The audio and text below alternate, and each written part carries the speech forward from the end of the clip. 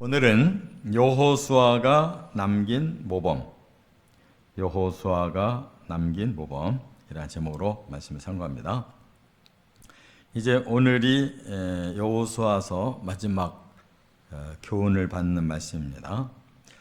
여호수아서는 이름 그대로 여호수아가 주된 그런 하나님의 사역자로 모세가 남겨준 이제 가나안 정복의 사역을 여호수아가 완수를 하고 그 끝까지 이제 시작부터 24장 끝까지 주인공처럼 이렇게 여호수아가 쓰임을 받습니다.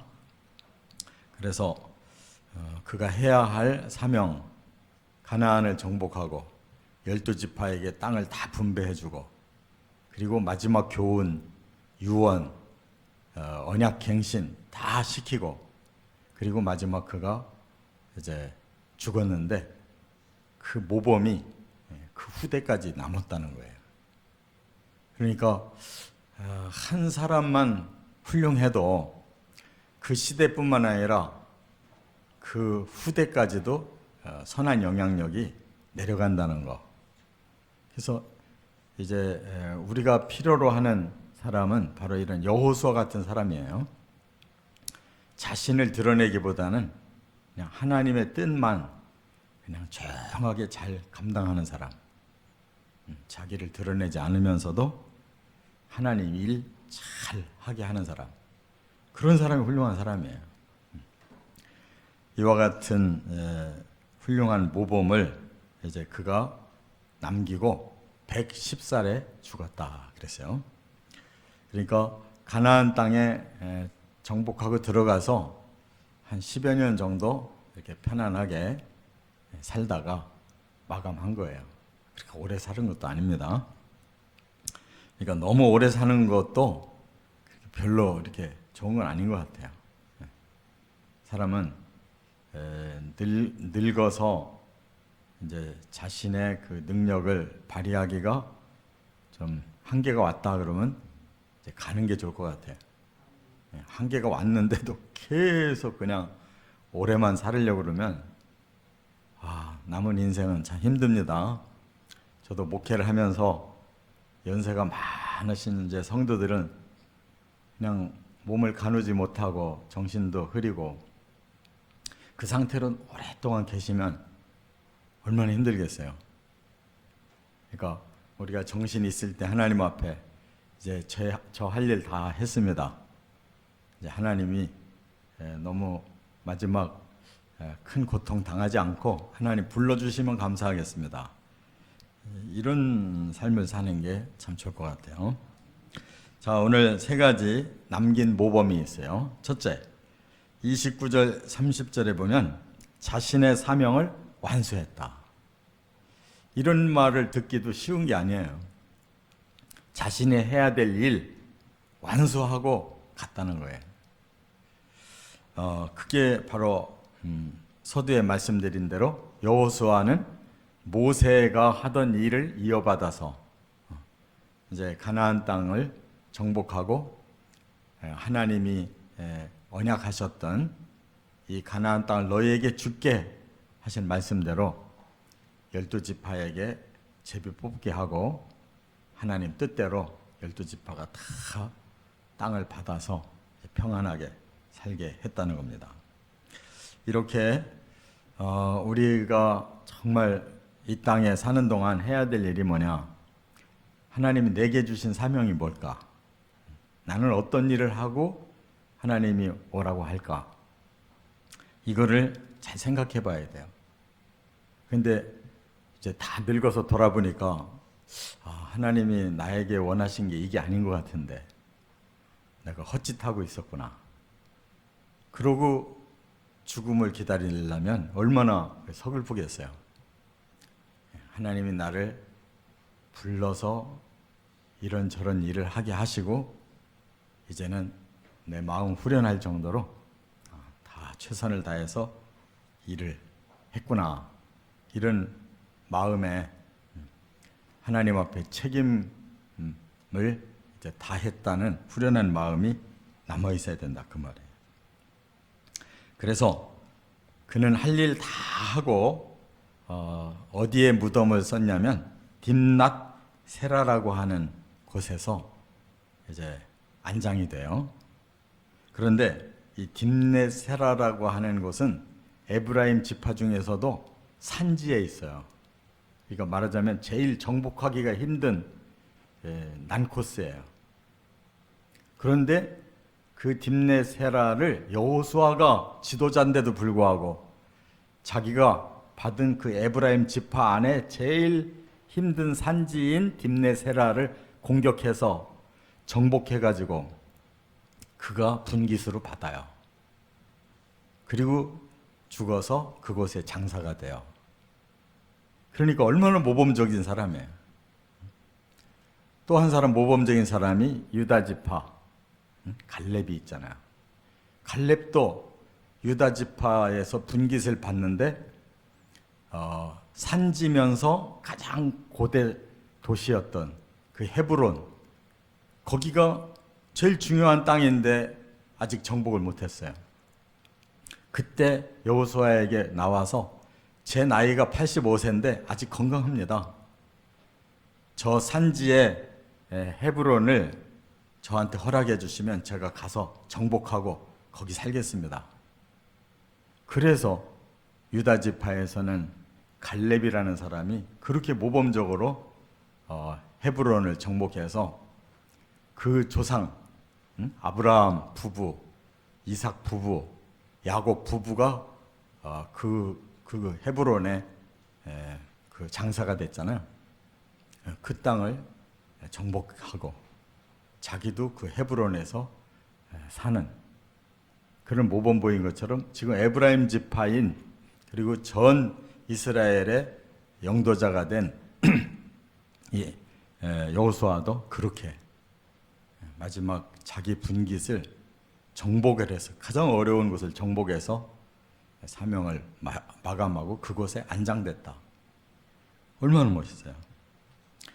우리는 최선을 다해서 이렇게 해야 될 일을 그냥 꼭꼭 이렇게 짚고 넘어가서 마지막에 우리가 죽어야 될 곳까지도 우리가 최선을 다해서 그곳을 하나님이 원하시는 뜻대로 순종한 다음에 그곳에 들어간다면 얼마나 좋겠어요. 이렇게 사명을 완수하시길 바랍니다. 두 번째는 31절에 보면 후대까지 선한 영향력을 남겼다 하는 거예요. 당대에도 자기 사명을 잘 완수하니까 사람들이 다 따르고 존경했고 이렇게 당대에도 승리한 사람이지만 이런 사람은 당대로 끝나질 않아요. 그 후대까지도 그 영향력이 남았다는 거예요.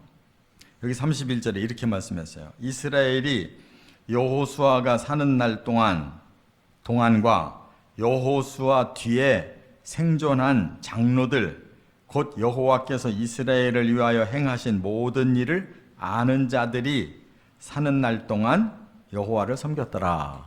이렇게 말씀했는데 이건 무슨 뜻이냐? 하나님을 믿는 사람들의 그 삶이 언제까지 이어졌느냐를 말하는 건데요. 이 여호수아가 죽은 후에 이제 사사 시대가 와요. 사사 시대라는 건 뭐냐면 여호수아처럼 그냥 계속 지도자가 이렇게 이어지는 것이 아니고 그냥 지파별로 자기들끼리 열심히 사는 거예요. 그런데 이방 나라가 쳐들어오면 그냥 그때부터 막 시련을 당해요. 그러면 하나님이 사사를 보내요.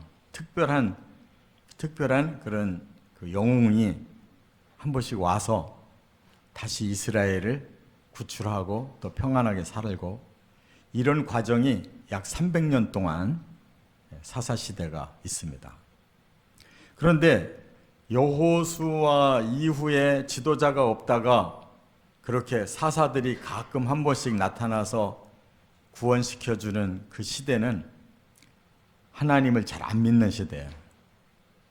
그래서 하나님을 떠나면 이렇게 이방 나라에게 또 지배를 받는 일이 일어나고, 그러면 또 하나님이 사사를 보내서 다시 살려주고, 이런 300여 년이 약 15명의 사사를 이제 보내시는데, 여호수아는 자기 당대를 충실하게 했을 뿐만 아니라 그 훌륭한 모범이 다음 세대까지 이어졌다는 것은 뭘 말하냐면, 여호수아의 모범을 보고 장로들, 그러니까 이스라엘의 지도자급 원로들을 말하는 거거든요.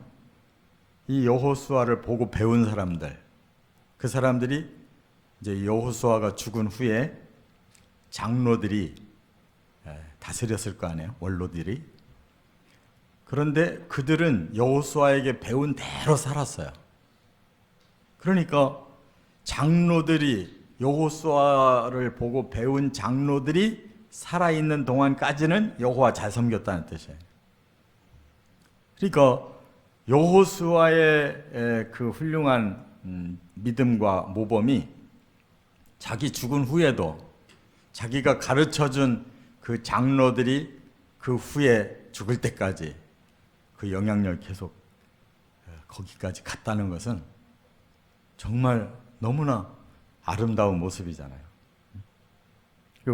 우리가 이렇게 우리 시대의 교회를 섬기다가 우리가 잘 섬기고 이제 넘기면 그 후대 사람들이, 과거에 우리 지도자들이 교회를 이렇게 잘 섬겼다, 그 정신이 남아서 그래도 몇십 년간이라도 더 이어져서, 우리 교회가 이제 100주년 맞이하려면 아직 24년 남았잖아요. 우리가 24년 안에 이제 죽을지 모르겠는데, 뭐 24년 후든 50년 후든, 과거에 그 우리 믿음의 선조들이 정말 훌륭하게 잘 해서 가장 모범적인 교회였는데 50년 후까지 남아있다. 얼마나 기가 막히게 좋은 일이냐. 지금 모세의 영향력이 그렇게 남아있었다는 거예요. 그처럼 하나님 앞에서 바르게 살면 자기 당대에도 모범이지만 보지 못한 세대들까지도 그 모범이 그 다음 사람들을 통해서 이어진다는 거. 그러면 하나님께서 얼마나 천국에서 칭찬하시겠어요. 너 여호수아는 참 정말 훌륭하다. 그냥 네가 죽어서 천국에 온 후에도 이렇게 계속 너희 후예들이 정말 하나님을 잘 믿고 이런 훌륭한 공동체가 이루어지고 있는 걸 보니 얼마나 좋은지 모르겠다. 천국에서도 칭찬받을 수 있는 삶을 살아가시길 바랍니다. 끝으로 세 번째는 32절, 33절에 보면 선조의 유언까지 순종했다 하는 거예요. 여호수아는 과거 일까지도 아주 철저하게 잘 했다는 거예요. 그게 뭐냐? 이 선조의 유언이라는 것은 이제 그 요셉을 말하는데요. 요셉이 두 아들이 있잖아요. 작은 아들이 에브라임이거든요. 그런데 지금 이 여호수아가 에브라임 지파 사람이에요. 그러니까 자기의 친손 선조는 요셉이고, 그 다음 그 아들 때 선조가 이제 므낫세와 에브라임인데 에브라임 쪽의 자손이라고요, 여호수아가. 근데 요셉이 어떤 유언을 했느냐면 여기 32절에 이제 이런 일을 했다는 건데, 이스라엘 자손이 애굽에서 가져온 요셉의 뼈를 세겜에 장사하였으니 그랬어요.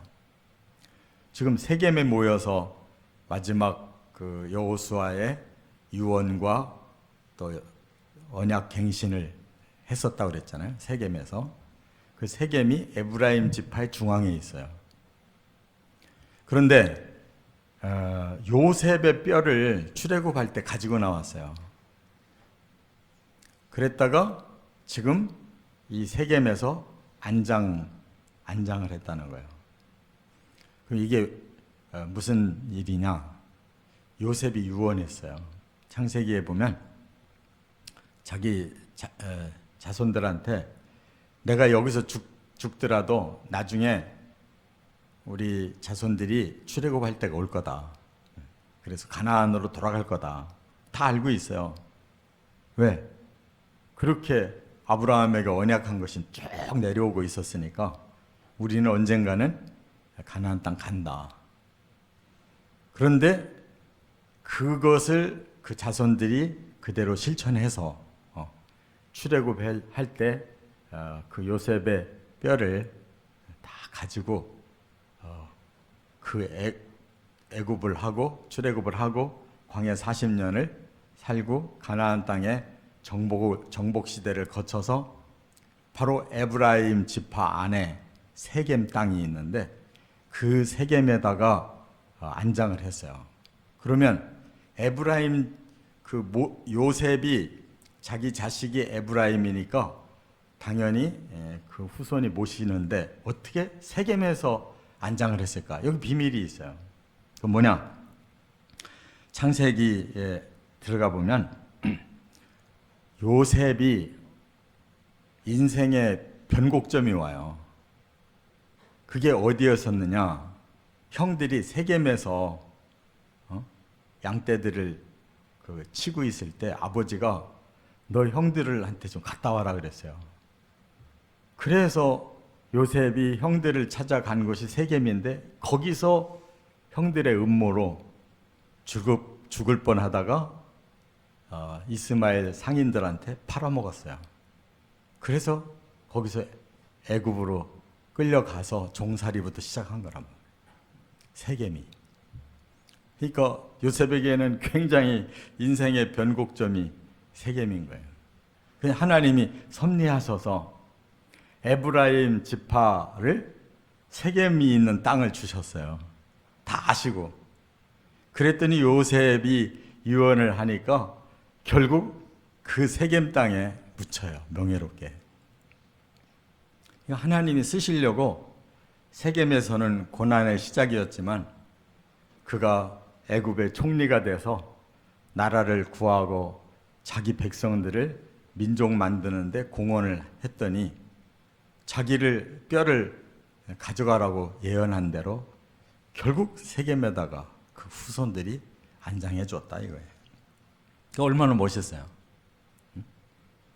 그러니까 우리도 유언할 때 좀 좋은 유언을 하면 우리 자손들이 똑바로 살으면 그 선조의 유언까지도 참 영광스럽게 이렇게 마감을 시켜주는 걸 볼 수가 있다 그 말이에요. 그러니까 이 세겜은 또 믿음의 선조 야곱이 거기서 10년 동안 살면서 또 그 땅도 여기 보니까 조금 사놨다고 그랬어요. 땅을. 그래서 그 요셉의 뼈를 100크시타를 주고 하몰의 자손들에게 야곱이 사놨던 땅이에요. 거기에 요셉이 그 사랑하는 요셉이 거기 묻혔다. 하여튼 여러 가지로 뭔가 이게 착착 맞아 들어가는 볼 수가 있어요. 저는 여러분이나 우리 조상부터 우리 당대뿐만 아니라 우리 후손까지도 이런 선한 영향력을 끼쳐나가는 그런 모범의 삶을 살아가시기를 주의 이름으로 축원합니다.